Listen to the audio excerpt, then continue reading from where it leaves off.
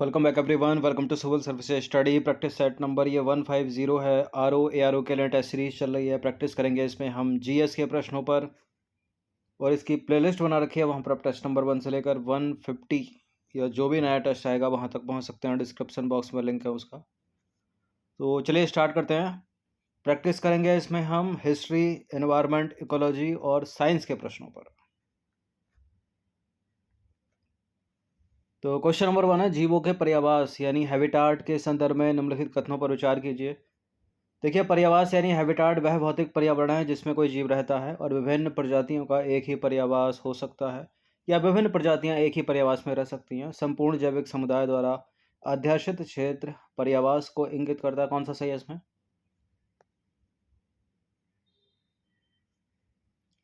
देखिए, पहला करेक्ट है। हैबिटाट वह भौतिक पर्यावरण है जिसमें कोई जीव रहता है और विभिन्न प्रजातियां एक ही पर्यावास में रह सकती हैं। फॉर एग्जाम्पल, ये कोई संरक्षित क्षेत्र है, मान लीजिए नेशनल पार्क है, तो इसमें बाघ भी है, इसमें सांभर भी है, ठीक है, इसमें खरगोश भी है, हिरण भी है, दरियाई घोड़ा भी है, पक्षी भी हैं।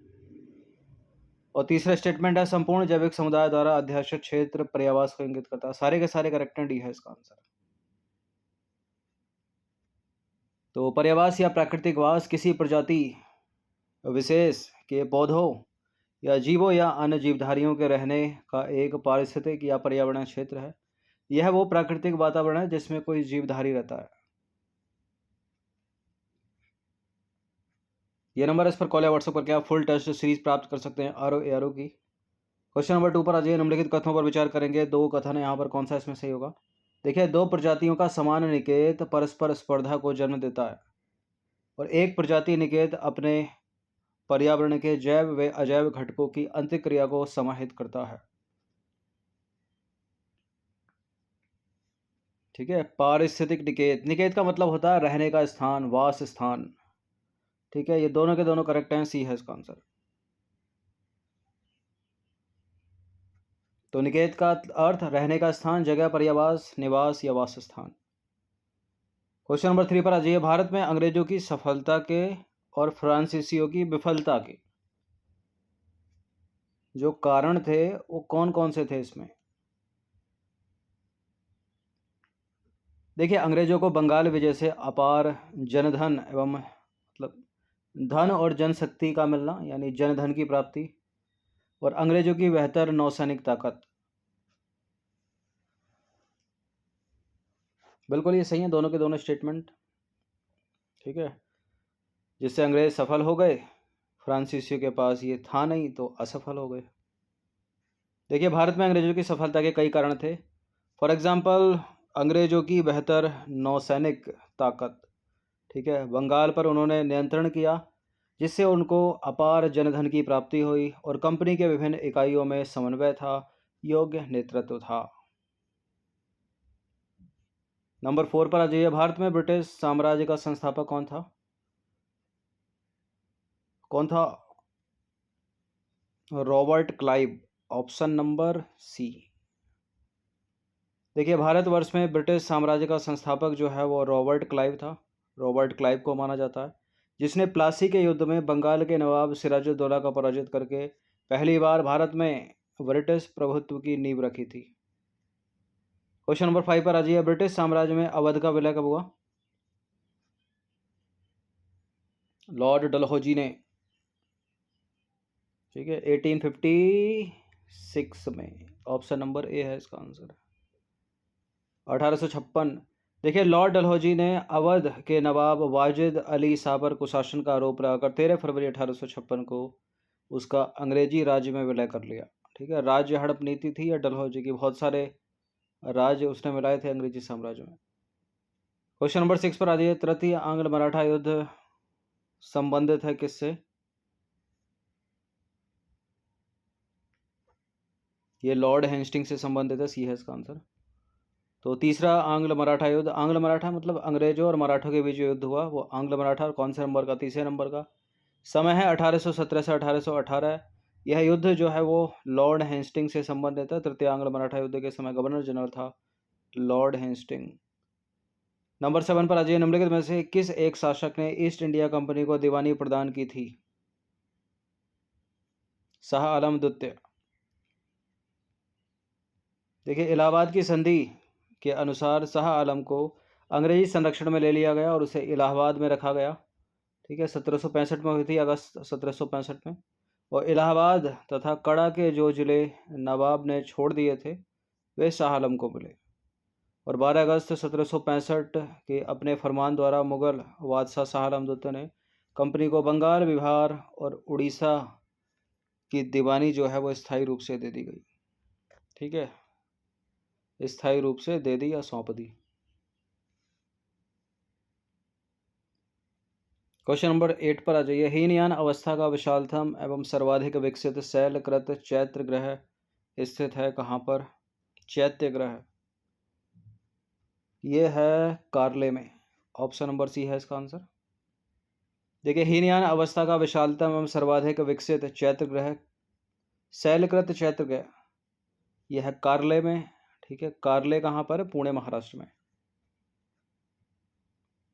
डेक्कन एजुकेशन सोसाइटी की स्थापना से कौन संबंधित था? केवल एक ही संबंधित है इसमें, और वो हैं बाल गंगाधर तिलक,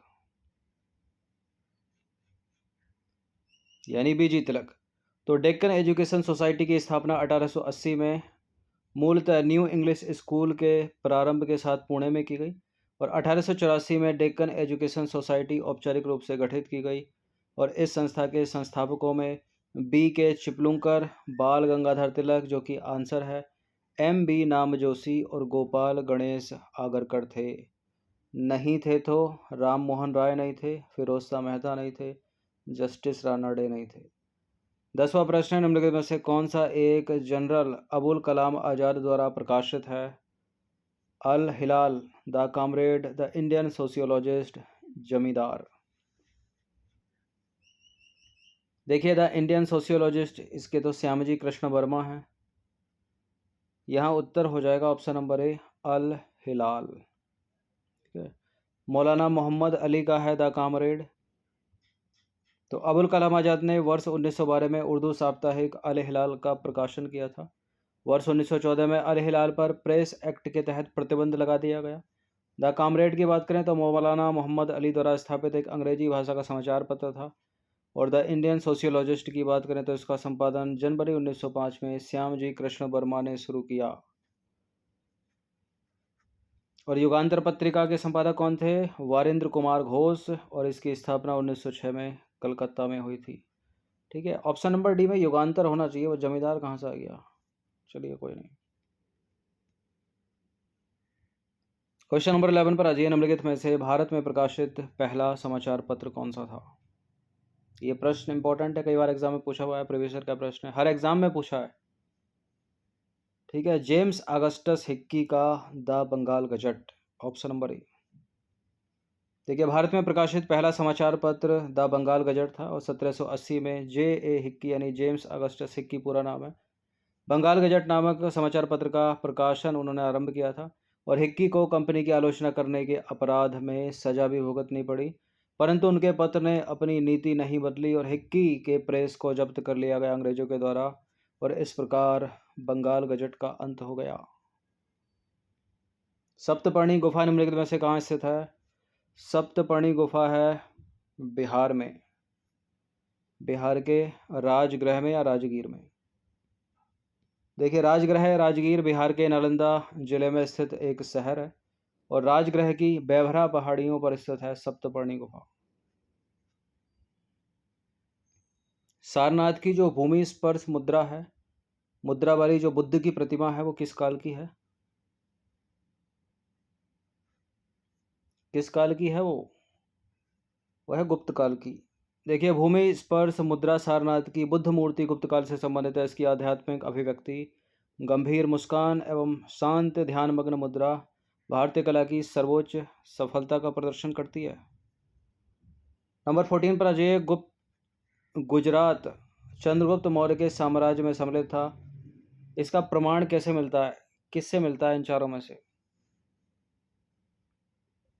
जो गुजरात है वो चंद्रगुप्त मौर्य के साम्राज्य में सम्मिलित था, इसका प्रमाण मिलता है रुद्रदामन के जूनागढ़ अभिलेख से। ऑप्शन नंबर बी है इसका आंसर।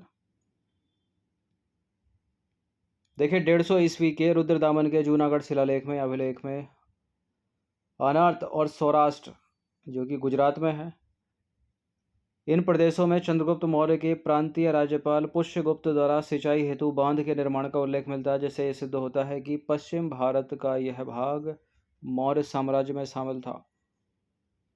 क्वेश्चन नंबर 15 पर आ जाइए। निम्नलिखित में से किस स्रोत में उल्लेखित है कि प्राचीन भारत में दास्ता नहीं थी, यानी स्लेवरी नहीं थी, गुलामी नहीं थी? मैगस्थनीज की इंडिका में, ऑप्शन नंबर सी है इसका आंसर। देखिए मैगस्थनीज की इंडिका में उल्लेखित है कि भारतीय समाज में उस समय दास्ता, गुलामी या स्लेवरी नहीं थी। नंबर 16 पर आ जाइए। चंद्रगुप्त मौर्य ने सेल्यूकस को किस वर्ष पराजित किया था? चंद्रगुप्त मौर्य ने सेल्यूकस निकेटर को पराजित किया था 305 ईसा पूर्व। तो मौर्य वंश के संस्थापक चंद्रगुप्त मौर्य ने सिकंदर के साम्राज्य के पूर्वी भाग के शासक सेल्यूकस की आक्रमणकारी सेना को 305 ईसा पूर्व में पराजित किया था। नंबर 17 पर अजय निम्नलिखित शासकों में से किसके लिए एका ब्राह्मण प्रयुक्त हुआ है? 30 प्रश्न है इसमें।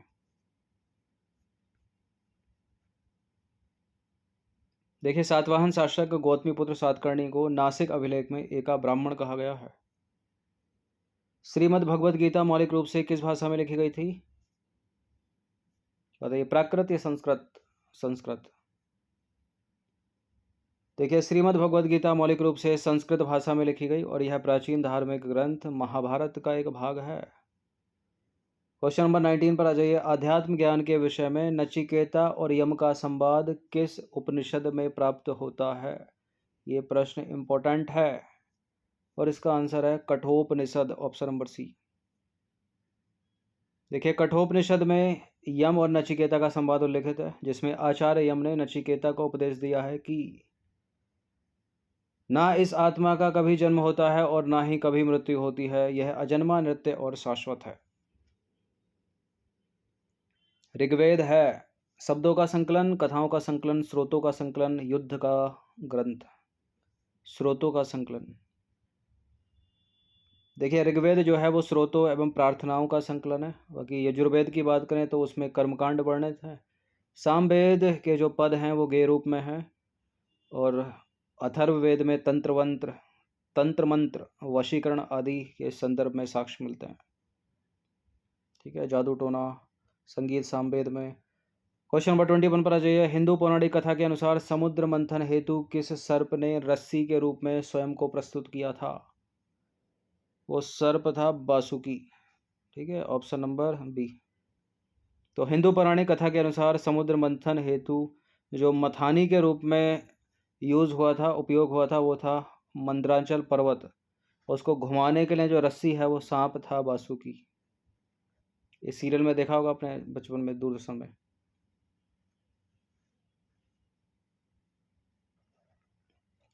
क्वेश्चन नंबर 22 पर आ जाइए। महात्मा बुद्ध कौशाम्बी किसके राज्यकाल में आए थे? उदयन के। देखिए महात्मा बुद्ध वत्सराज उदयन के काल में जो है कौशाम्बी आए थे और उन्होंने वहाँ नवा विश्राम किया था। नंबर 23 पर आ जाइए। प्रश्न है साइंस का। माइक्रोफोन जो होता है वो यांत्रिक ऊर्जा को विद्युत ऊर्जा में परिवर्तित करता है। जो डायनामो होता है वो ध्वनि ऊर्जा को विद्युत ऊर्जा में परिवर्तित करता है। जो डायनामो है वो यांत्रिक ऊर्जा को विद्युत ऊर्जा में परिवर्तित करता है, यानी काइनेटिक एनर्जी को इलेक्ट्रिक एनर्जी में चेंज करता है। और जो माइक्रोफोन है वो ध्वनि ऊर्जा को विद्युत ऊर्जा में परिवर्तित करेगा ना। तो गलत है तो दोनों के दोनों इंटरचेंज करोगे तो सही होगा। सत्य पूछा है तो कोई भी सत्य नहीं है, डी है इसका आंसर। डी है आंसर, डी डी।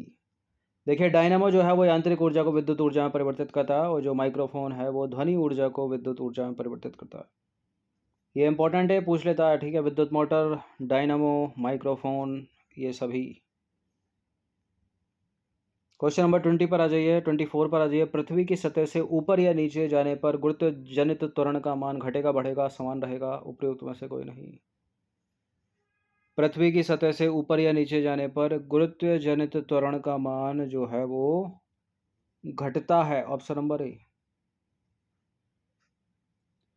देखिए पृथ्वी की सतह से ऊपर या नीचे जाने पर गुरुत्व त्वरण गुरुत्व जनित त्वरण जी का मान जो है वो घटता है, और पृथ्वी के ध्रुव पर जी का मान महत्तम होता है, और विषुवत रेखा पर गुरुत्व जनित त्वरण का मान वो न्यूनतम होता है। यह है अपनी सुंदर सी पृथ्वी। 20 से एक रेखा खींच दो 0 डिग्री। ऊपर का हो गया उत्तरी गोलार्ध, नीचे का हो दक्षिणी गोलार्ध। यह है उत्तरी ध्रुव, यह है दक्षिणी ध्रुव। तो पृथ्वी के ध्रुव पर जी का मान जो है वो महत्तम होता है, और विषुवत रेखा पर गुरुत्व जनित त्वरण का मान जो है न्यूनतम होता है इक्वेटर पर। ठीक है, ऊपर या नीचे जाओगे तो घटेगा।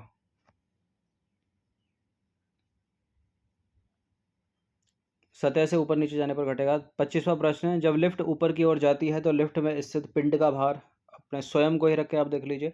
जब लिफ्ट ऊपर की तरफ जाती है तो भार जो है बढ़ा हुआ प्रतीत होता है, जब नीचे की तरफ जाती है तो घटा हुआ प्रतीत होता है। कहाँ जा रही है? ऊपर की ओर जा रही है तो बढ़ा हुआ प्रतीत होगा। देखिए, जब लिफ्ट ऊपर की ओर जाती है तो लिफ्ट में स्थित पिंड का भार जो है वो बढ़ा हुआ प्रतीत होता है, और जब लिफ्ट नीचे की ओर जाती है तो लिफ्ट में स्थित पिंड का भार घटा हुआ प्रतीत होता है। हाइड्रोलिक प्रेस निम्नलिखित में से किस नियम पर कार्य करती है? हाइड्रोलिक प्रेस हो गई, हाइड्रोलिक ब्रेक हो गया, हाइड्रोलिक लिफ्ट हो गई।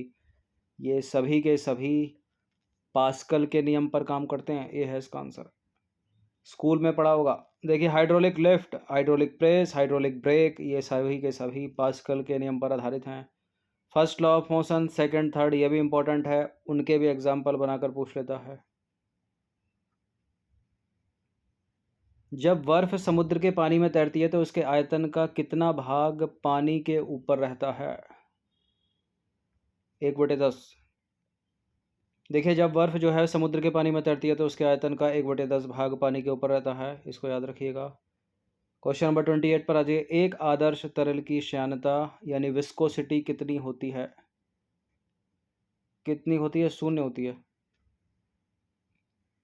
देखिए, तरल का वह गुण जिसके कारण तरल की विभिन्न परतों के मध्य आपेक्षिक गति का विरोध होता है वो कहलाती है श्यानता यानी विस्कोसिटी।